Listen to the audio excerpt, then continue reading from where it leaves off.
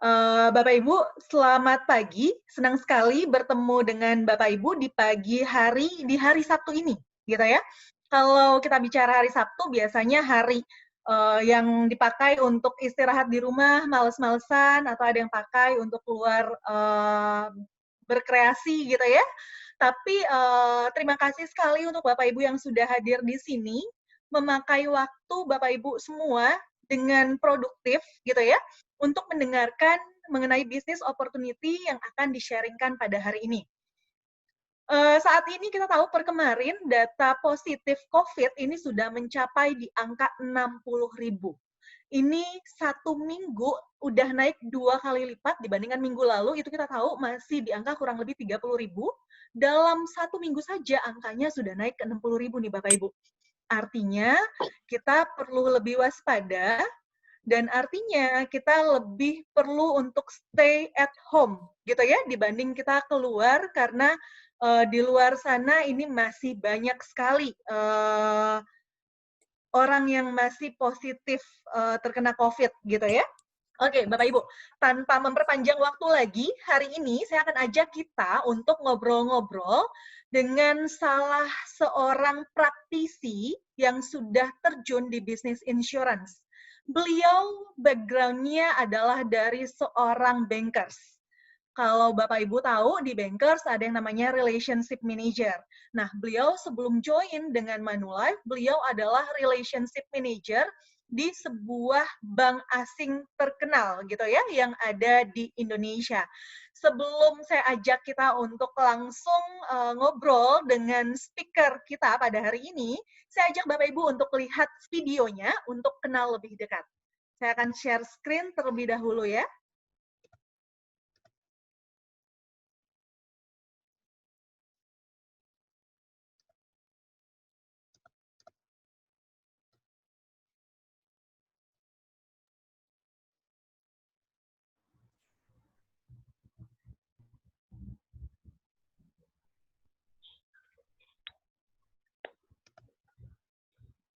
Apakah sudah kelihatan di layar, Bapak Ibu? Sudah ya? Oke, baik.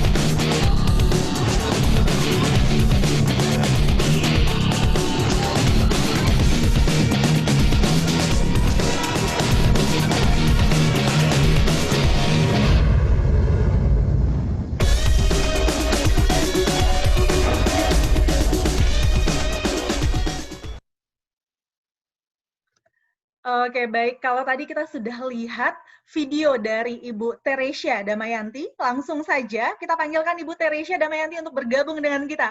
Halo Ibu Teresia.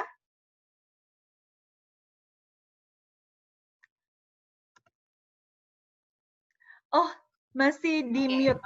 Oke. Selamat pagi Bu Teresia. Pagi Mbak Dewi, Mbak Gimana Mary, kabarnya? sudah siap, luar biasa baik. Oke, Bu Teresia sepertinya sudah siap sekali untuk sharing ke Bapak Ibu semuanya. Bu, mungkin Bapak Ibu yang hadir di sini penasaran nih Bu, boleh Ibu cerita mengenai background-nya. Tadi kan kalau saya sampaikan di awal, Bu Teresia ini background-nya adalah seorang bankers, gitu ya Bapak Ibu, seorang RM di salah satu bank asing terkemuka di Indonesia, dan saat ini menjadi branch manager di Manulife di divisi Turbo. Mungkin Bu Teresia boleh cerita sedikit Bu, perjalanannya dari seorang bankers menjadi seorang branch manager Manulife. Silahkan Bu Teresia. Oke, kalau background sih ya Mbak Dewi, teman-teman semua benar. Sebelum saya gabung di Manulife itu saya memang melanglang buana di dunia perbankan gitu ya. Jadi saya sempat berpindah bank gitu sebelumnya dari bank swasta nasional kemudian ke bank swasta asing gitu. dan lumayan lama di sana, in total hampir 11 tahun gitu Mbak Dewi. Hampir 12 tahun, bukan waktu yang sebentar ya Bu Teresia ya? Betul, betul. Lumayan sih, lumayan banget. Oke.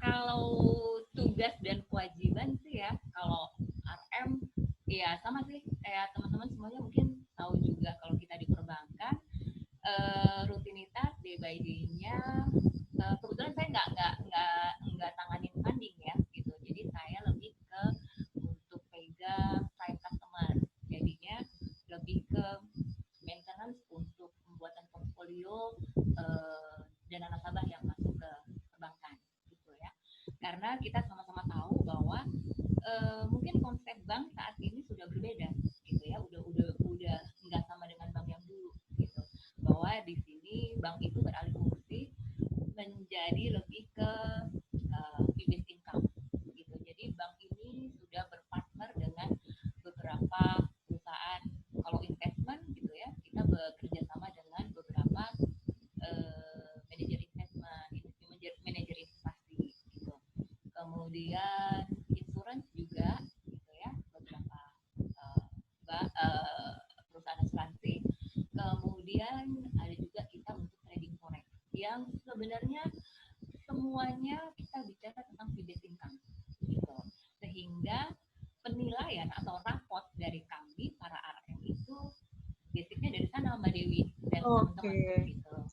Jadi bagaimana kita memaintain dana nasabah gitu ya, bagaimana mengembangkan dana nasabah yang sudah istilahnya dititip dalam tanda kutip ya, dititip ke kami gitu. Oke, baik. Mbak Teresia, saya panggil Mbak Tia aja kali ya, karena Ya, kan nama bekennya ini dipanggilnya Tia gitu ya. Oke, mungkin Mbak Tia juga bisa cerita ke teman-teman yang hadir di sini.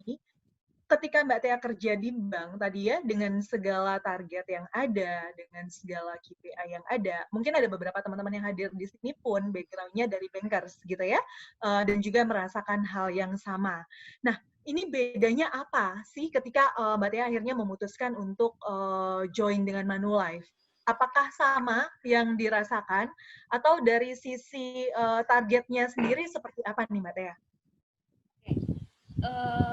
Kalau ada teman-teman yang juga join yang sekarang ex bankers maupun masih di bank sekarang gitu ya, kalau kita bicara tentang bank, perbedaan dengan insurance gitu, sebenarnya saya itu nggak begitu permasalahin sih awalnya gitu ya, kalau kalau kita bekerja gitu ya, karena saya itu tipe pemimpi sebenarnya gitu ya, saya itu pemimpi berat gitu, jadi untuk segala sesuatu yang ada di hidup saya mulai dari impian gitu. Saya punya buku impian. Sebenarnya hari ini saya mau tunjukin ke teman-teman bagaimana buku impian itu bekerja buat saya gitu ya. Untuk segala sesuatu yang saya inginkan, selalu saya gunting, saya tempel gitu ya. Masih zaman jadul banget lah gitu. Nah itu sampai saya pun berangan-angan punya mimpi gitu ya, untuk bisa pergi di luar Indonesia. Nah, awalnya sih sebenarnya cuma itu, sehingga pada saat, dan saya memang puji Tuhan, berkat Tuhan juga mungkin ya gitu, jadi saya memang masuk ke perbankan pun nggak sempat ngelamar kerja gitu, jadi benar-benar karena itu saat itu bankers itu adalah sosok yang wow secara prestis, fasilitas, kenyamanan gitu ya, itu orang kalau udah sebut bankers tuh kayaknya yang iuh banget gitu, jadi saya bermimpi juga untuk ke sana, tapi how-nya tuh saya sebenarnya nggak tahu gitu, karena to be honest nggak tahu jalurnya untuk apply segala macam gitu ya, sampai one day itu saya gunting satu perbankan, itu saya gunting, dan setiap lewat bank itu saya selalu bilang one day one day gitu ya, saya selalu gitu, dan mujizat gitu ya, Tuhan izinkan tiba-tiba ada teman yang kenalkan saya, akhirnya di hire di bank itu gitu, sekonyong-konyong gitu ya, sekonyong-konyong. Kalau perbedaannya di bank itu rutinitas segala sesuatunya teratur sudah pasti, berangkat saya lepas subuh gitu ya, karena harus berebut jalan kan, Mbak Dewi tahu sendiri Betul. Jakarta gitu ya, udah pasti. Dengan segala kemacetannya ya Mbak Tia ya. Tua di jalan ya Mbak Dewi ya. Betul, betul, betul. Itu kenapa saya harus buru-buru, karena ada jam kantornya, ada jam absennya gitu Betul. ya, yang sebenarnya kalau branch manager saya sih nggak ada masalah gitu, kadang saya terlambat pun mereka beliau mengerti gitu, cuman kalau sering-sering juga kayaknya nggak enak juga kan. Iya. Kayaknya gimana gitu kan gitu. Nah, itu sendiri saja untuk berebut dengan jalanan ini sampai di kantor itu sudah membuat satu otak saya loading gitu ya, gini banget gitu. Tapi yang tidak bisa terbayar itu Mbak Dewi ya, kalau seandainya, karena kita pibes itu tadi ya, saya itu KPI raport, mungkin teman-teman yang di yang ex banker ataupun yang masih bekerja di bank, raport kita itu terdiri dari tiga elemen ya. Jadi semua yang berbasis pibes, mau tidak mau, suka tidak suka, tiga-tiganya harus lolos kalau Anda mau dapat nilai excellent gitu.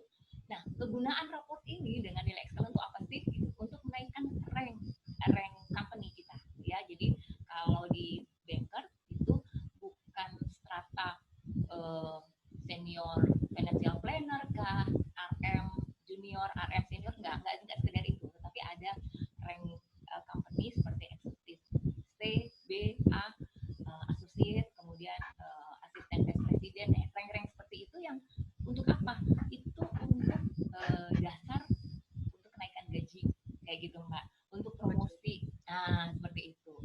Nah repotnya dari tiga indikator untuk raport ini, yang satu adalah investment ya. Oke. Investment kita tidak cuma satu Mbak Dewi, ada kurang lebih 6 sampai 7 MI yang dengan bank kita ya. Masing-masing punya kepentingan gitu. Betul. Masing-masing punya kepentingan. Kemudian yang kedua itu adalah forex ya. Mau tidak mau, suka tidak suka, kita harus belajar untuk trading forex gitu. Kemudian yang ketiga adalah bank S, dan ini adalah penyumbang pibes terbesar di perbankan untuk saat ini. Itu leading lah ya dia. Wow. Hasil, Jadi Mbak dalam Dewi, 3 KPI ini masih kebagi-bagi lagi. yes, Ada dan ini nggak KPI boleh kecil yang harus dicapai gitu ya Mbak Tia ya. Mbak Dewi, betul. Dan ini nggak boleh ya, kalau Mbak Dewi udah perform di investment, maka yang dua enggak gitu, itu akan menjadi excellent. Enggak, even ini Nggak juga bisa. excellent, nggak bisa. Anda harus berpikir tiga-tiganya harus perform. Tiga-tiganya harus perform Harus baru perform. bisa masuk. Oke. Ya, memang puji Tuhan so far selama saya di perbankan, yaitu Mbak Dewi, nggak kurang sih nilainya, puji Tuhan excellent Oke. gitu ya. Dari tiga-tiga ini siapa sih yang ngasih fee base terbesar Mbak? Dari 3 indikator ini? Kebetulan memang insuran yang paling besar. Bank assurance-nya justru yang kasih fee base-nya terbesar ya? Betul. Dan itu menjadi menu wajib buat kita sehari-hari. Apalagi kalau sampai nantinya perbankan kita itu kerjasama secara eksklusif. Nah itu udah no excuse. Itu sudah kayak kita napas gitu ya, hari ke hari. Dan yang jualan ini siapa Mbak Tia? Dari bank assurance-nya ataukah RM-nya kah dari Mbak Tia atau bagaimana nih Mbak? Harusnya gitu. Karena sebenarnya kalau RM, license kita kan Bank S ya. Bank S ini license kita sebenarnya tidak untuk menjual, lebih ke referensi sifatnya gitu Mbak Dewi. Jadi kita mereferalkan nasabah yang sudah kita upload gitu ya ke Bank S. Bank S yang follow up, harusnya begitu ya. Tetapi pada kenyataannya kan nggak seindah gitu ya. Nggak seindah harapan gitu. Kenyataannya berbeda dari kenyataannya berbeda. Betul, karena kan memang cukup mengerti teman-teman BNS tidak punya kedekatan khusus dengan nasabahnya. Even kita kenalkan pun mereka secara engagement kurang gitu. Sehingga tetap RM-nya yang maju kan gitu. Nah, akhirnya ya udah kita yang maju, kita yang akhirnya closing gitu ya. Nah, kita baru kasih ke BNS-nya untuk di follow up, untuk diverifikasinya seperti itu, disubmit lah istilahnya mungkin ya. Nah, seperti itu. Dan yang membuat wow lagi gitu ya, justru dengan apa yang mereka kerjakan, kalau kami sudah absen pakai finger screen ya, absen. Morning briefing udah pasti, di mana pada saat morning briefing teman-teman BNS belum ada. Kemudian lanjut dengan conference call untuk regional Asia kita ya, karena ada update regional Asia itu rutin gitu. BNS juga belum nongol sampai kita selesai more or less jam 9, jam 10 gitu. Bapak Ibu BNS baru datang nih gitu kan. Nah itu yang membuat nyaman ya gitu. Mereka tidak harus berebut pagi-pagi buta gitu ya gitu, dan perform gitu kan. Dan memang dengan apa yang kita hasilkan itu saya amati betul Mbak Dewi ya di cabang saya. Setiap BNS yang ditaruh di tempat saya gitu ya, nggak lama kok, nggak sampai 6 bulan mereka promosi. Wow. Nah, itu yang bikin saya kaget. Sementara saya gitu ya dengan nilai excellence saya yang berturut-turut itu perlu waktu mungkin 3-4 tahun gitu ya. Itu pun kalau saya nggak ancam pakai banting surat gitu ya, saya mau bayar bank lain itu mungkin belum. Atau kalau bosnya belum resign gitu ya. Belum, jadi kan ada tahapannya gitu ya, walaupun kita excellent sementara senior kita belum gitu ya, belum promote, biasanya kita akan terganjal di situ Mbak Dewi. Nah ini selama saya di perbankan itu saya melihat bahwa teman-teman BNS itu udah silih berganti. Ada kali dalam 2 tahun aja saya amatinya itu BNS udah ganti 6 kali loh. Nah waktu saya tanya kemana mereka promosi jadi area, promosi jadi tim leader, promosi sebegitunya gampangnya kah gitu, bahwa karir mereka itu tidak dibatasi untuk apapun gitu kan. Nah dari situ saya mulai berpikir sebenarnya gitu, saya ini kan pemimpi ya gitu. Kalau pemimpi kan harusnya membangun mimpi saya sendiri gitu, karena pernah ada saya baca quote itu kan gitu. Kalau kita tidak bisa membangun mimpi kita sendiri, maka ada orang lain loh yang mempekerjakan kita untuk membangun mimpi mereka gitu. Dan ini sebenarnya saya sedang membangun mimpi saya kah atau membangun mimpi orang lain gitu kan. Oke, baik. Ini menarik ya. Jadi yang pergi pagi, pulang sampai malam gitu ya, RM-nya, tapi semua produksi tadi itu semuanya menjadi performance dari si Bank S-nya, dan akhirnya Bank S-nya ini bisa promote gitu ya? Betul, promosi luar biasa. Bahkan one day saya pernah waktu itu ada sebetulnya kita kerjasama juga sama Manulife sebelumnya ya.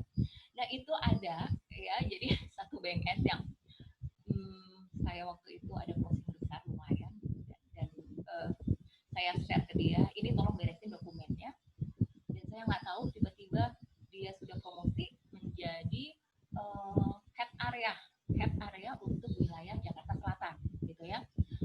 Oh ya udah, kongres gitu ya.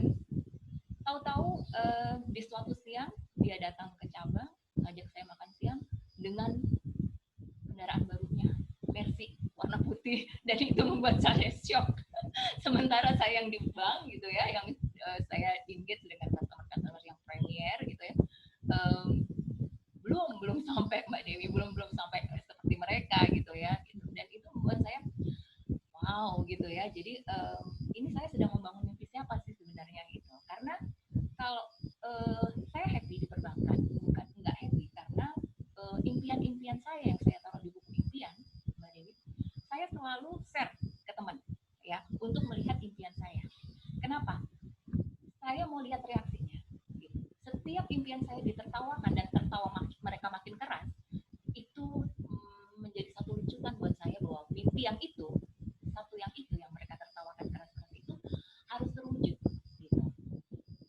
Suatu saat saya mimpi dengan gaji yang below 5 juta ya waktu itu ya, below 5 juta. Saya bermimpi saya mau ke Inggris gitu. Wah, kebayang dong Mbak Dewi bagaimana yang ketawain kan gitu. Begitu saya ditertawakan keras-keras gitu, saya cuma aminkan one day saya akan kirimin kamu atau saya kasih oleh-oleh kamu dari negerinya Ratu Elizabeth gitu. Baru dari situ Gini ya, saya percaya bahwa untuk segala sesuatu dalam hidup kita tidak ada yang kebetulan gitu. Jadi batas sebenarnya teman-teman semuanya ya, batas antara mimpi dan kenyataan nggak jauh kok. Sebenarnya cuma 5 cm. Kenapa saya bilang gitu? Perbedaannya adalah 5 cm itu saat tangan kita mau kita pakai gitu ya untuk do something, mewujudkan mimpi. 5 cm itu adalah jarak antara saat kita berdiri diam dengan kita melangkah satu kaki melangkah maju ke depan untuk mewujudkan mimpi. Jadi sebenarnya batas antara mimpi dan kenyataan itu nggak jauh gitu. Jadi saya nggak pernah percaya bahwa ada orang bilang nggak bisa gitu. Nggak ada, sebenarnya nggak ada. Segala sesuatu itu pasti bisa. Masalahnya itu ada di diri kita, mau atau enggak. Itu problemnya. Oke, menarik sekali ya. Jadi tidak ada yang tidak mungkin untuk kita wujudkan, Bapak Ibu. Betul. Pertanyaannya balik lagi ya, Bu ya. Kitanya mau atau tidak. Nah, Mbak Tea sudah berhasil membuktikan ini waktu join di Manulife pertama kali gitu ya, beliau langsung meraih menjadi top branch manager untuk growth manpower. Dan juga ini gambaran dari bukti yang berhasil beliau wujudkan gitu ya. Yang tadi sudah berapa negara nih Bu kurang lebih yang dijelajahi? Negara yang Mbak Dewi Banyak sekali ya, tidak terhitung ya. nggak sempet ngitung sih. Yang pasti paspor baru ganti sekali sih. Paspornya baru ganti Oke. sekali kok. Aman kok Mbak Dewi. Oke, baik. Baru ganti paspor sekali. Nah, Mbak Tea, yang menarik nih, apa yang menjadi titik balik? Maksudnya ketika Mbak Tea di bank, ini banyak sekali gitu ya, orang melihat bekerja di bank ini sebagai suatu pride. Kita nggak tahu gitu ya, gaji seorang bankers itu berapa, tapi ketika kita lihat, sangat pride sekali gitu ya kalau bekerja di bank. Nah, apa yang membuat titik balik Mbak Tea dari seorang bankers menjadi seorang insurance advisor gitu ya? Mungkin Mbak Tea bisa sharing ke teman-teman yang hadir di sini. Ya, teman-teman kalau kalau dibilang sebenarnya saya sudah ada di comfort zone gitu ya. Sangat sangat segala fasilitas saya dapat dari mulai layanan kesehatan, kemudian saya juga dapat fasilitas untuk kredit apartemen misalnya gitu ya, kredit rumah, kredit mobil, semuanya. Dan kebetulan di bank saya ini yang swasta asli ini ya, saya baru menemukan gitu environment di mana saat company punya keuntungan profitabilitas ya, kita dibagi loh karyawannya gitu. Kita dibagi karyawannya yang sesuai dengan rank company tadi gitu. Dan itu belum pernah sih saya ketemu di perusahaan lain gitu ya yang keuntungan company kurang jelas Bu. gitu. Oh, kurang jelas. Kurang keras atau kurang apa Mbak? Kayak kemeresek gitu, nggak dengar suaranya. Oh, agak kemeresan. Oke. Oke, ya. Ini udah jelas, Mbak? Mbak siapa tadi? Maaf. Masih Bu Yuli kurang. udah jelas? Masih kurang jelas ya suaranya ya? Oh, masih kurang jelas. Oke. Mungkin ada. Oke, sekarang Udah jelas? Sekarang udah better. Udah better. Ya, kembali gitu ya. Secara fasilitas saya udah di zona nyaman gitu. Jadi yang merupakan titik balik kenapa gitu? Balik sih Mbak Dewi. Saya tuh kayak ditarik Tuhan mundur ya, bahwa saya sebenarnya punya impian gitu ya, impian yang banyak gitu. Salah satunya impian saya bahwa saya pingin hidup saya itu punya manfaat, punya impact, berguna buat orang lain gitu. Yang itu nyaris terkubur pada saat saya enjoy dengan pertanyaan-pertanyaan selama saya produktif beraktivitas di bank. Saya di bank itu selalu pertanyaannya what next gitu ya. Setiap mau tidur saya udah nafsu nih, mau tidur aja saya bermimpi angka gitu. Besok gua deketin di nasabah yang ini, angkanya sekian, harus masuk sekian untuk trading forex. Besok lagi angkanya sekian. Itu dalam mimpi aja saya berhitung gitu ya, saking saya enjoynya gitu. Nah, dengan rutinitas yang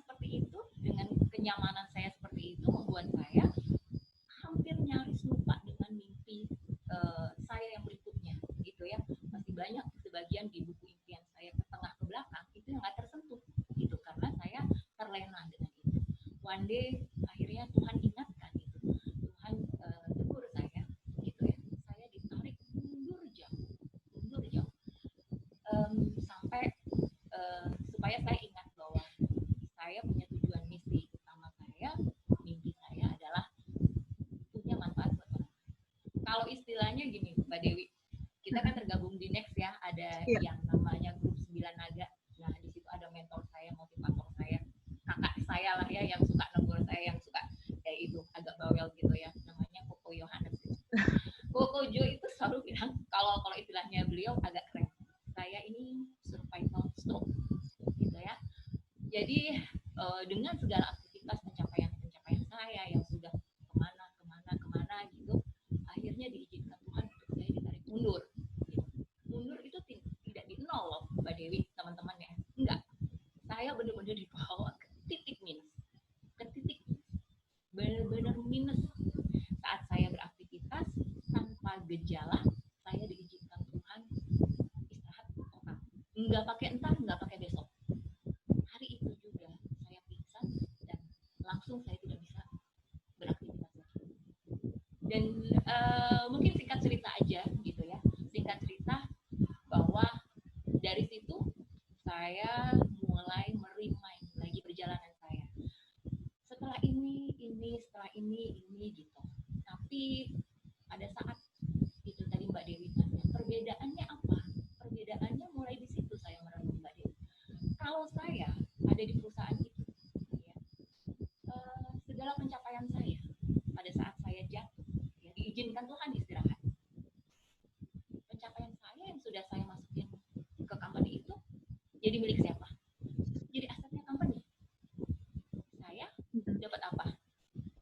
Dapat terima kasih, gitu kan? Sudah berbakti, punya loyalitas, gitu ya, berkontribusi. Saya dapat referensi kerja di situ bahwa sangat mengapresiasi dengan nilai excellent yang selama ini saya capai. Mereka welcome kalau suatu saat saya kembali, gitu. Oke. Jadi titik balik di saat lagi produktifnya di bank, Mbak Tia ini diizinkan Tuhan mengalami stroke nih Bapak Ibu. Jadi mungkin kalau tadi stroke ya, survival stroke gitu ya. Jadi kalau kita lihat di sini sama seperti apa yang kita alami saat ini, nggak ada yang pernah tahu gitu ya. Kalau tiba-tiba bisa ada penyakit yang namanya corona, ada virus yang namanya corona, sampai sekarang sudah 60.000 yang positif dalam waktu seminggu bisa 2 kali lipat naiknya, Bapak Ibu. Sama seperti yang Mbak Teh alami gitu ya, di tengah-tengah kerja lagi enjoy-enjoynya dengan kerjaan, tiba-tiba harus stop karena ada kejadian survival stroke tadi gitu ya. Betul, nah, Mbak Teh mungkin boleh cerita sedikit ke teman-teman yang hadir di sini. Ini kan prosesnya berarti tidak ada persiapan sama sekali gitu ya, secara tiba-tiba. Nah ini secara tiba-tiba nggak dikasih tahu sebelumnya gitu ya, tiba-tiba harus stop. Terus kerjaannya gimana waktu itu, Mbak Tia? Nah itu sama tadi ya kan, makanya tiba-tiba direm mendadak gitu ya, direm mendadak. Nah itu yang membuat saya ya kembali. Perusahaan mau apa gitu? Perusahaan mengucapkan terima kasih atas kontribusi saya. Lalu apa yang sudah saya kumpulkan menjadi milik siapa? Menjadi milik kami, perusahaan ini, karena sudah masuk menjadi aset. Kemudian pada saat saya sedang diistirahatkan gitu ya, diistirahatkan karena keasikan mengejar KPI gitu ya. Apakah perusahaan jadi goncang karena saya nggak ada? Enggak loh Mbak Dewi. Bahkan seketika itu juga saya yakin perusahaan bisa langsung hire 10, 20, 100 orang gitu ya. Betul. Yang punya skill mungkin sama dengan saya atau lebih dari saya gitu. Jadi perusahaan tidak terguncang dengan tidak adanya saya. Ya. Tetapi saya terguncang Mbak Dewi. Betul. Gitu. Bukan lagi di titik nol gitu ya Mbak Dewi, tapi malah di bawah titik nol. Betul. Nah itu menjadi satu. Oke. Lalu apa lagi gitu? dikasih penghargaan stop otomatis gitu ya. Dan ya sudah selesai begitu saja. Dan apresiasi yang saya terima ya bentuknya reference letter gitu. Dan apakah benar seperti tertulis di reference letter bahwa dengan pencapaian saya yang excellent terus sehingga one day saya sembuh, mereka akan ready untuk saya welcome ke perusahaan itu. Mudah itukah gitu? Saya singkat cerita, karena kalau ini ya Mbak Dewi, kalau saya mau ceritain itu agak panjang gitu kan, kita kejar tayang ya, durasi ya. Gitu. Jadi teman-teman nanti teman-teman Bapak Ibu yang butuh sharing lengkap, hubungi nomor di bawah ini mungkin Mbak Dewi ya. Iya. Setelah ini akan kita kasih kontaknya ya. Nomor di bawah ini. Oke, jadi kalau diceritakan ini nggak akan habis sehari gitu ya untuk cerita pengalaman hidup dari Bu Tea sendiri. Nah Bu, berarti tadi kalau bisa saya simpulkan titik baliknya tadi adalah ketika Bu Tea di masa produktifnya dalam bekerja sebagai seorang bankers, tiba-tiba harus menerima kenyataan bahwa tadi terpaksa harus menjadi survival dari stroke gitu ya. Dan ini terjadinya sama, nggak ada yang pernah tahu semua resiko ini bisa terjadi kapan saja dan kepada siapa saja. Nah, saat ini Mbak Tea cerita adalah sharing dari apa yang terjadi pada Mbak Tea gitu ya. Nah, Mbak Tea mungkin boleh cerita kalau tadi titik baliknya adalah dari stroke tadi gitu ya. Nah, setelah itu kenalan dengan dunia insurance-nya ini bagaimana, Mbak Tea? Kalau kenalannya memang akhirnya itu tadi diingatkan bahwa ini loh, Tuhan itu baik banget sama aku ya gitu. Nggak dimatiin aku sepenuhnya gitu, masih dikasih nafas gitu ya. Jadi di situ saya benar-benar diajak sama Tuhan untuk menyusun kembali hidup saya gitu ya. Karena dengan pengejaran KPI itu saya jagain yang investment, forex lolos gitu. Saya jagain forex, BS-nya lewat gitu. Itu terus sampai saya tiga-tiganya achieve, yang lewat apa? Fisik saya lewat gitu ya. Fisik saya lewat. Jadi itu yang abai gitu ya. Saya enggak lupa gitu bahwa badan saya udah tet gitu karena aktif gitu. Nah, dari situ saya, karena Tuhan masih izinkan saya hidup, saya pikir ya mari Tuhan, mari beracara lagi sama hidup saya, kan susun lagi gitu, susun lagi planning, susun lagi impian ya. Dan saya rasakan betul loh Mbak Dewi ya, teman-teman, Bapak Ibu, pada saat saya ngalamin di posisi tidak bisa bergerak, hidup saya sangat tergantung sama orang. Betapa saya merindukan gitu ya, karena untuk maaf balik badan atau apa kan saya tergantung sama orang ya. Itu saya sangat appreciate pada saat ada orang datang itu di saat saya harus mulai punggung berkeringat gitu ya, basah gitu ya.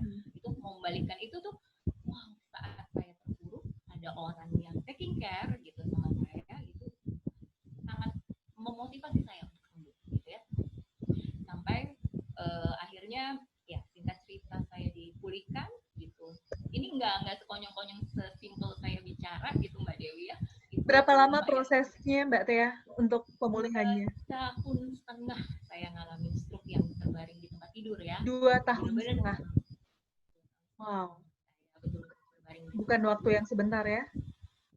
Betul Mbak Dewi. Nah mungkin itu makanya tadi Tuhan sangat baik sama saya ya, untuk mengizinkan saya mengingat kembali bahwa saya punya mimpi, hidup saya itu bukan untuk saya sendiri loh gitu, tapi punya impact buat orang lain. Dan itu yang saya belum dapat di perbankan gitu. Karena apa yang saya kerjakan murni itu untuk kebanggaan diri, itu pasti Mbak Dewi ya. Mungkin tidak dapat bonus lain-lain, tetapi cukup membanggakan pada saat wajah dan nama kita itu muncul tersebar email sampai di regional Singapura gitu ya. Oh itu udah wow gitu, kayaknya udah gimana gitu Mbak Dewi ya. Jadi kebanggaan tersendiri ya. Betul Mbak Dewi. Tapi apakah itu punya impact buat orang lain? Nggak tahu juga gitu. Aku rasa sih enggak. Nah sampai one day saya dipulihkan, saya dikasih kesempatan untuk sembuh gitu ya. Kemudian ada, saya dulu punya bos gitu ya. Ini pasangan yang luar biasa, suami istri ini. baper. Jadi suami istri ini luar biasa, dia memulai karir mereka dari muda ya sampai mereka menikah itu mereka benar-benar full time punya hati untuk melayani orang lain ya. Mereka sudah berkecimpung di bisnis insuran itu dari mereka muda sampai mereka punya anak dua gitu ya. Dan itu saya sudah sempat lost contact, udah puluhan tahun, udah nggak ada kontak sama sekali.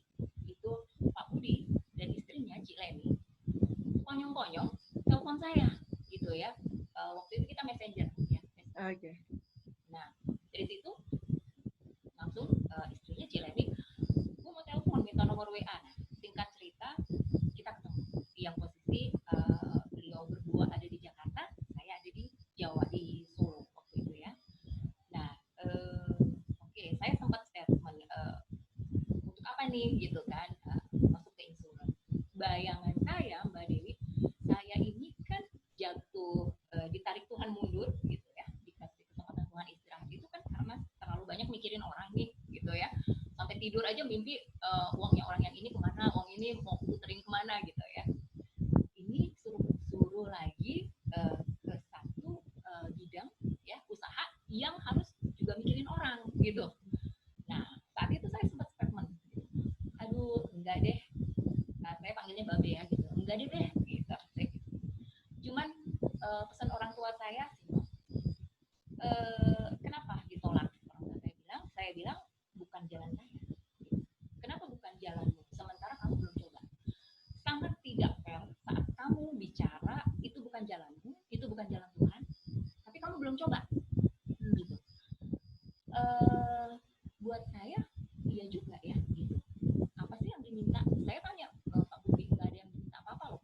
Mereka hanya minta kerelaan hati saya untuk melayani orang lain gitu. Dan bukankah itu sebenarnya mimpi saya? Karena saya dulu sempat di bank begini, kok nggak ada sistem yang simple ya untuk saya bisa achieve perform 3-3-nya. Bagaimana caranya? Karena saya dididik ala militer, bapak saya militer gitu ya, keluarga saya militer, sehingga bapak saya hanya berpesan, kamu mau sukses maka kerja keras gitu. Tapi saya ini kan tipe pemimpi dan pemikir gitu. Kenapa harus kerja keras kok untuk sukses gitu? Kenapa tidak ada efek domino yang saya bisa kerjakan satu, misalnya saya kerjain investasi tetapi itu dan di forex dan di bank S gitu. Kok nggak ada sistem yang kayak gitu gitu? Kok nggak ada usaha yang gitu sekali book gitu, tapi efek domino gitu kan, achieve semuanya gitu. Iya, memang nggak ada gitu. Sampai saya dapat kesempatan ini, orang tua saya bilang itu, iya, oke, nothing tulus kok. Saya coba, orang nggak dikasih apa, nggak disuruh apa-apa. Saya pernah ditawarin satu bisnis MLM Mbak Dewi ya, teman-teman semua. Itu harus beli apa sih Mbak Dewi? Produk ya, apa-apa gitu ya, berapa puluh juta. Betul. Itu mau loh, itu mau. Dan apakah sukses? Belum tentu sukses juga, tapi mau loh. Gitu. Dan ini nggak diminta apa-apa. Kenapa udah bilang enggak? Gitu. Nah cerita, saya berangkat ke Jakarta, ketemu lagi sama Pak Budi sama. Jadi balik lagi ke Jakarta nih ya. Padahal waktu istirahat sudah sempat balik ke Solo, gitu ya Mbak Teh. Dan saya emoh, kalau orang Jawa bilang emoh balik ke Jakarta gitu ya. Nggak usah dibikin lagi pembangunan MRT aja macet gitu ya. Ini pas lagi pembangunan kebayang dong gitu. Ya tapi itulah masa itu saya ketemu beliau, jadi izinkan gitu ya. Beliau juga mirip sama saya gitu ya. Ya gitu. Sama-sama gitu karena ini kerja tim gitu ya. Kerja tim seperti apa? Dan benar Mbak Dewi, saya rasa gitu, saya dibawa Tuhan ke tempat yang tepat. Ya. Kenapa? Karena yang saya mimpikan di bank itu untuk punya efek domino itu happen. Kenapa? Saya kerjain satu, ya, saya kerjain satu, tapi punya dampak banyak. Saya cuma kerjain bahwa saya memperkenalkan, saya mengedukasi insuran. Kalau nasabah enggak mau ambil, belum, bukan tidak mau ambil gitu. Saya tawarkan bisnisnya, gitu ya. Saya tawarkan bisnisnya ke mereka, dan kebanyakan mereka juga ternyata saat mereka nggak ambil itu memang bukan nggak mau, tetapi dananya mereka belum posting ke sana. Karena apa? Karena keterbatasan income mereka. Bisa jadi seperti itu. Dan pada saat saya tawarkan kesempatan untuk join, mereka ambil, mereka happy gitu. saya priceless, Mbak Dewi, jujur aja, gitu. Saya sangat senang untuk melihat orang lain senang. Saya sangat senang membantu orang lain bisa berhasil. Itu Mbak Dewi. Saya akhirnya perlahan-lahan membangun tim itu benar-benar dari nol, Mbak Dewi. Dan itu saat satu-satu tim saya bergerak gitu ya, dan mereka meraih prestasi gitu, satu-satu naik panggung dapat penghargaan, itu benar-benar luar biasa. Saya cuma kerjain satu, saya dapat tim. Saya kerjain satu, saya dapat income. Saya yang income ini Mbak Dewi ya, kalau saya boleh sharing, bukan mau pamer atau apa enggak. Iya. Saya rasa saya waktu di perbankan sebagai RM senior dengan rank yang cukup waktu itu ya Mbak, itu sudah 2 digit ya, sudah 2 digit. Tetapi pada saat saya masuk di insurance semester awal ya, 6 bulan di awal, di bulan pertama saja saya sudah mengantongi income penghasilan itu 1/4. Jadi 4 kali gaji saya di bank. 4 kali gajinya dari yang di bank. Padahal itu adalah gaji yang Mbak Tia dapatkan setelah proses 12 tahun bekerja, gitu ya. Dan ini bisa dapatkan 4 kali lipatnya dibandingkan waktu bekerja di bank. Jadi passion-nya dapat karena emang sesuai dengan passion-nya Mbak Tia, plus di belakang passion ini ternyata juga ada income yang dapatkan 4 kali lipat dari waktu bekerja di bank. Akhirnya Mbak Tia menemukan jalannya gitu ya. Kembali ke jalan yang benar kata Pak Budi ya. Kembali ke jalan yang benar. Nah, selain itu apalagi apresiasi loh Mbak Dewi.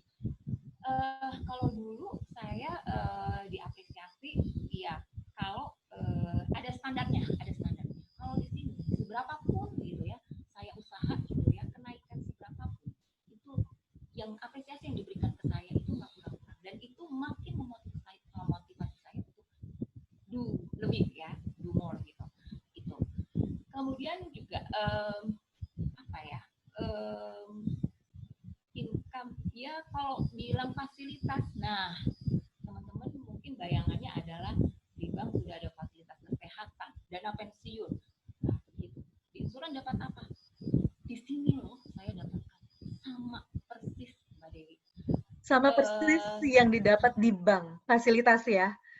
Karena senior mungkin, ya. Betul, karena mungkin di tempat lain dengan perusahaan insurance yang sama gitu ya, perusahaan sama-sama perusahaan asuransi, belum tentu mendapatkan fasilitas seperti yang Mbak Tia dapatkan di Manulife, yaitu fasilitas kesehatan dan juga dana pensiun ya.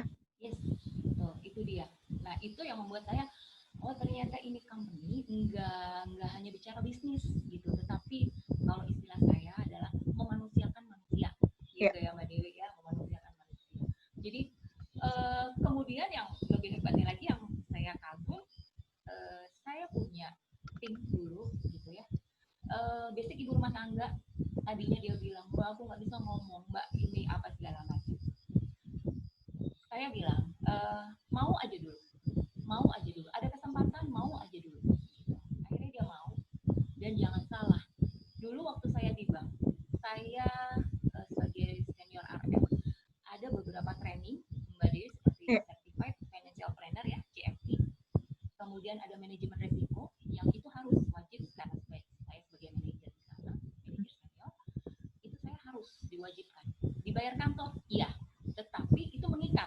Artinya pada saat saya masuk training itu, maka saya terikat di sana 2 tahun. Saat saya mengundurkan diri di masa 2 tahun setelah saya training, maka harus ada mengembalikan. Gitu. Nah, dana yang sudah keluar untuk training tadi ya. Betul. Di sini waktu si ibu rumah tangga ini saya hire, saya ajak join, dari yang tidak bisa bicara sama seperti saya. Mungkin Bapak Ibu teman-teman semua nggak percaya kalau saya dulu pendiam. Asli pendiam. Nggak kelihatan soalnya Mbak. Sama dengan nggak kelihatan kalau saya stroke gitu ya. Gitu. Pendiam gitu. Jadi sama sebenarnya kenapa saya bisa ngomong, karena saya bukan kakaknya.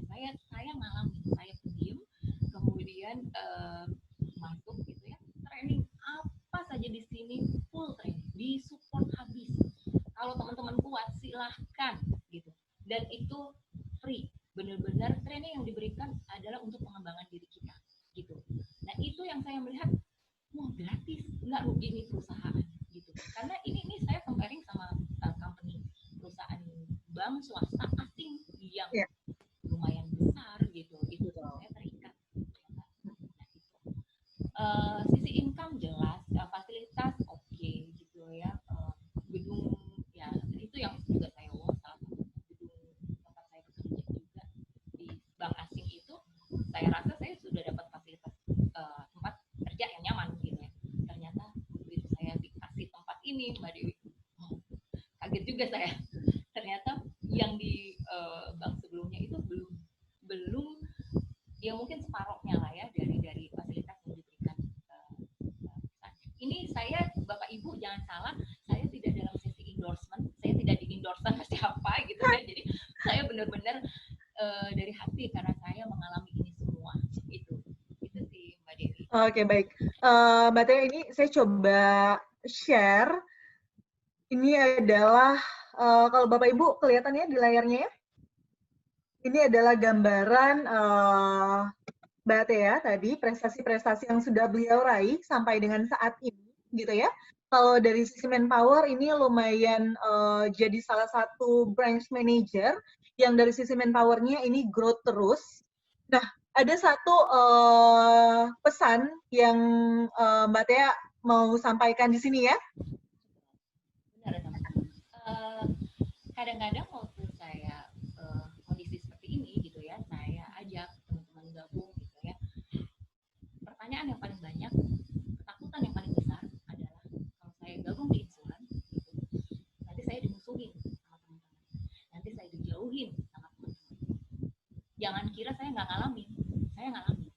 Tetapi saya melihat, saya bersyukur loh gitu dengan apa yang saya alami. Tuhan itu sudah nyaring loh. Tuhan udah kasih tahu loh ke saya mana teman gitu. Jadi teman yang dalam tanda kutip selama ini yang kita kira teman gitu, itu banyak yang akan kabur gitu. Begitu tahu kita join teman insuran, kita apakah kita rugi gitu? Saya rasa tidak sih gitu. Karena teman yang tadi pada saat one day ngelihat kita berhasil gitu, mereka akan datang. Believe me, mereka akan datang. Nah, kedua yang sering sekali saya temui, teman-teman bilang, aku kan nggak punya link, aku kan nggak bisa ngomong, aku kan nggak bisa ini, aku kan nggak bisa itu. Ini salah satu quote yang saya suka dari Martin Luther King. Simple kok teman-teman. Seperti tadi saya bilang, hidup kita ada di dunia itu bukan suatu kebetulan, karena Gusti Allah gitu ya punya rencana untuk setiap kita. Masalahnya kadang-kadang itu terkubur sama kenyataan hidup bahwa kita harus memenuhi kebutuhan hidup kita, sehingga mimpi kita mulai kita turunkan sampai terbenar gitu. Padahal kuncinya cuma simpel. Kalau teman-teman nggak bisa terbang, nggak ada yang nyuruh terbang kok, lari aja. Kalau teman-teman nggak bisa lari, jalan aja. Kalau teman-teman nggak bisa jalan, merangkak pun nggak apa-apa. Apapun kondisinya teman-teman, mau tidak mau, kita tetap harus bergerak. Itu sih. Gitu. Jadi nggak ada sesuatu yang susah gitu ya saat kita mau bergerak. Gitu. Saya nggak pernah bilang itu susah, tapi tidak mudah. Kalau tidak mudah, artinya bisa tercapai. Bisa dilakukan. Oke, luar biasa sekali Mbak Tia sharingnya. Ini potret Mbak Tia dan tim. Ini ada beberapa activity yang dilakukan gitu ya. Untuk tadi, agar timnya ini terus bergerak. Prinsipnya, lakukan apa yang bisa dilakukan gitu ya, dibanding harus berdiam diri. Nah, ini kondisi saat ini, Mbak Tia, mungkin kita bisa diskusikan kembali, gitu ya. Ada teman-teman yang hadir saat ini pun kita tahu sama-sama kita ada dalam kondisi pandemi, di mana efek dari pandemi ini sangat banyak sekali, gitu ya. Kalau kita lihat di sini, salah satunya adalah ada salah satu bank asing besar, gitu ya, bukan bank kecil, ini bank cukup besar, sampai harus memutuskan untuk berencana akan PHK kurang lebih 35 karyawannya. Dan juga ini gambaran ancaman gelombang PHK massal akibat dari corona. Yang sampai saat ini sudah ada kurang lebih 1,2 juta pekerja dari 74.430 perusahaan yang terkena PHK dan dirumahkan, gitu ya. Kalau mau direntetin masih banyak lagi rentetannya. Ini saya ambil yang paling terakhir aja, gitu ya. Yang terakhir kita tahu bersama bahwa ada salah satu perusahaan mode yang menaungi Zara. Ini brand cukup terkenal gitu ya di kalangan milenial maupun semua kalangan, saya rasa ya pasti tahu brand ini. Ini juga terpaksa harus tutup kurang lebih 1.200 tokonya. Jadi banyak sekali hal yang terjadi tanpa diduga-duga gitu ya. Even pandemi ini pun terjadi tanpa diduga-duga, kita nggak pernah tahu. Nah, Mbak Tia, kalau melihat dari kondisi yang terjadi saat ini, di mana banyak perusahaan yang terpaksa harus merumahkan bahkan PHK para karyawannya. Nah, peluang bisnis di Manulife sendiri bagaimana nih, Mbak? Di kondisi pandemi seperti ini? Kondisi pandemi seperti ini kita sama-sama tahu ya, kalau update terakhir Mbak Dewi juga lihat ya, kita untuk submission untuk produk emulasi kita yang kesehatan aja gitu ya, itu sampai 49 miliar. Iya. Ya, kebayang itu ya, luar biasa sekali ya. Luar biasa di kondisi pandemi. Yes, di perusahaan lain mungkin udah sebagian tutup. Betul. Ya, ternyata orang justru lebih aware tentang kesehatan gitu ya pada saat pandemi seperti ini. Betul. Dan itu tergantung sih melihatnya. Kalau saya sih berpikir gini Mbak Dewi, sama-sama menghabiskan tenaga untuk berpikir gitu. So kenapa kita nggak berpikir yang positif aja gitu? Karena sama-sama probabilitasnya, kemungkinannya, skala kemungkinannya 50-50 gitu. Siapa tahu yang dikabulkan Tuhan kedengaran malaikat yang baik kan gitu. Daripada kita harus menghabiskan energi untuk berpikir yang negatif. Jadi kalau kita melihat PHK iya, cukup prihatin, cukup miris gitu. Tetapi kalau kita yang sudah dikenalkan sama bisnis ini merupakan peluang buat kita. Nah, kalau mungkin selama ini teman-teman bekerja sebagai karyawan, enggak salah, itu pilihan. Gitu. Tetapi jangan sampai terjadi seperti saya, bahwasannya teman-teman sedang membangun mimpi orang lain dan mimpi teman-teman sendiri terlupakan. Sampai at the end teman-teman tersadar, masa teman-teman bekerja di satu perusahaan itu kan ada waktunya ya. Pada saat itu baru teman-teman tersadar, oh saya harus selesai dan mimpi saya belum jadi apa-apa, keluarga saya belum jadi apa-apa. Nah, nggak ada salah, itu pilihan. Teman-teman yang masih mau bekerja sebagai karyawan pun itu juga pilihan gitu. Tetapi alangkah baiknya mari membangun mimpi kita pun dicicil mulai dari sekarang gitu. Pada saat nanti teman-teman merasa toh nggak ada ruginya, peluangnya ada. Selain teman-teman punya untuk diri sendiri gitu ya, artinya bisa membangun mimpi teman-teman tolong dong yang teman-teman kita tadi PHK dari HSBC aja hampir 35.000 sekian Mbak Dewi gitu kan. Nah, bisa itu kita bantu bahwa mimpi mereka nggak harus mati dengan mereka selesai di perusahaan itu. Di Zara mimpi mereka tuh nggak harus mati gitu. Kita bisa kok bantu mereka. Nah, kenapa kita tidak mengulurkan tangan gitu ya untuk mari sama-sama membantu mereka, ngajak mereka untuk mereka juga membangun mimpi mereka. Ini kan artinya Tuhan menyadarkan mereka lebih cepat daripada saya dulu ya gitu, bahwa mimpi mereka jangan sampai terkubur, terlambat terkubur gitu. Dan ini sama-sama gitu. Oke. Jadi justru malah dibuka peluang gitu ya untuk berbisnis bersama dengan Manulife di kondisi pandemi seperti ini.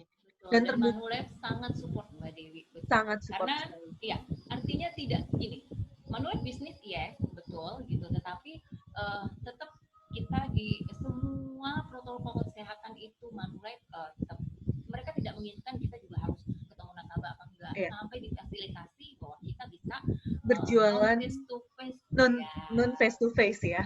Iya, dan itu sekarang kan kembali itu kan cara berpikir Mbak Dewi. Kalau kita bilang kayak gitu abnormal, kalau kita bicaranya abnormal maka tendensinya negatif. Tetapi dengan kalimat new normal, orang nggak akan berpikir lagi bahwa itu negatif. Sebenarnya itu abnormal loh, kondisi abnormal gitu kan. Tetapi dengan bahasa, nah semuanya mari Ini kita new normal yang harus kita jalani sama-sama ya Mbak Tia ya. mau tidak mau kan Mbak Dewi. Nah, mari kita sama-sama teman-teman kita di sana yang saat ini mungkin nggak tahu harus ngapain gitu. Nah, teman-teman sekarang yang ada di sini melihat ada peluang ini gitu, bantulah gitu. Ada kesempatan untuk teman-teman berbuat sesuatu buat mereka, buat teman-teman yang di luar sana yang sedang merasakan ngilu karena harus terlepas ya, dan mereka juga mungkin dalam waktu tidak tahu kapan mereka harus tetap kebutuhan sehari-hari tetap harus jalan Mbak Dewi. Iya, Gitu. betul sekali. Oke, Mbak Tia, thank you banget untuk sharingnya, Mbak Tia. Ini teman-teman yang hadir di sini juga pasti penasaran. Mungkin kita buka 1 atau 2 pertanyaan boleh ya, Mbak Tia ya? Untuk teman-teman yang hadir di sini. Kalau mau ada pertanyaan, teman-teman bisa langsung di-unmute tombol speaker di pojok kiri bawah di layar laptop ataupun di layar handphone teman-teman masing-masing, dan silakan mengajukan pertanyaan. Kita akan batasi mungkin 1 atau 2 pertanyaan ya. Iya Mbak Tia. Iya, ada Pak Daniel, silakan. Iya. Iya. Kebetulan saya kan juga baru join per tadi malam sih. Oh, luar biasa. Selamat Pak. Iya. Tempat yang benar. Sebelumnya saya juga berusaha bekerja di sebuah di finance mobil kendaraan sih. Iya. Itu berasa banget ya Pak Daniel ya. Iya. Untuk memulai sebuah bisnis ini, karena kan untuk asuransi kan kita bilang kan sebuah bisnis yang tidak kelihatan ya, kalau saya bilang ya. Beda dengan misalnya saya sebelumnya misalnya kendaraan mobil, ada barangnya, ada orang mau nawar, orang mau gini, ada rupanya, kan seperti itu. Iya, ada bentuknya. Sedangkan di insurance ini kan tidak ada bentuknya, hanya tetapi dapat digunakan saat suatu keadaan terjadi. Misalnya kayak pendidikan, ada jadwalnya, dan sebagainya. Untuk memulai bisnis ini dulu, Mbak Tia seperti apa gitu loh? Untuk memulai bisnis ini Pak Daniel, saya biasakan, ini kalau saya ya Pak Daniel ya. Iya. Kalau saya itu nggak pernah pakai, itu saya itu kan abnormal ya Pak. Jadi pasca stroke itu kan saya dibilangnya Tia Hahoh gitu ya, Tia Hahoh. Jadi kalau diajak ngomong tuh Pak Daniel ya, jadi saya orang udah ngomong 5 kali berulang-ulang, saya baru hah gitu. Nanti 5 kali berulang-ulang saya gitu. Susah nyambung gitu. Jadi begitu saya, Pak Daniel kalau baru join, ikutin kan ada yang ngajak Pak Daniel ya, pengguna. Iya betul. Itu pasti orang yang sudah luar biasa. Ya kalau Pak Daniel diajak, mereka berarti melihat memang istilahnya kalau saya perpanjangan tangan Tuhan untuk bawa Pak Daniel di bisnis ini, dan itu pasti bukan kebetulan Pak Daniel. Nah, awal saya selalu ikutin, saya pasang kacamata kuda Pak tipenya. Saya pasang tutup telinga, saya hanya dengar dari leader saya. Ya, yang saya direct ini Pak Budi. Jadi saya nggak mau berpikir Pak gitu, karena kebetulan waktu itu saya juga masih lola ya, efek dari stroke itu. Jadi disuruh A saya jalanin A, disuruh B saya jalanin B. Kebetulan juga keluarga saya basicnya tentara, jadi buat saya agak nggak kesulitan Pak Daniel gitu. Ikut training ini saya hajar, ikut training ini saya hajar. Dari situ Pak Daniel, pembekalan di Manulife itu lengkap sekali Pak Daniel. Dari step awal Pak Daniel harus apa gitu ya. Dulu saya disuruh bikin namanya Project 100 ya, Mbak Dewi juga ya. Project 100 itu nggak usah dipikir-pikir Pak, orang yang kita kenal aja ajar. Kita tulis, saya tulis. Disuruh tulis, saya tulis. Disuruh telepon, saya telepon. Gagal, kita nggak pernah bisa dibilang gagal Pak. Gagal itu adalah saat kita jatuh, nggak coba lagi gitu. Tapi kalau kita terus lakukan gitu ya Pak, itu saya cuma hard feeling, saya nggak mau berpikir bahwa itu sebagai penolakan atau apa, tapi itu latihan. Kan saya pendiam Pak gitu. Nah sekarang saya ewet gitu kan, bahkan dikasih waktu setengah jam aja saya ngerasa kurang gitu kan Pak Daniel. Jadi saya belajar istilahnya untuk kursus ngomong nih loh Pak, ngelemesin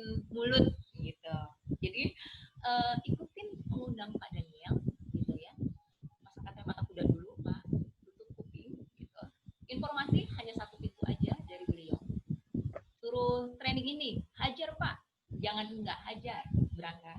Suruh ikut training ini, apalagi sekarang dilakukan online Pak Daniel. Iya. Udah Pak, gitu. Itu panduannya diberikan Pak, step by step di mana live itu Bapak nggak dilepas sendiri. Gitu. Oke, Itu siap. sih, Pak, mulainya. Yang penting Pak mau dulu, punya semangat. Siap. Oke. Pak Daniel. Thank you Pak Daniel untuk pertanyaannya.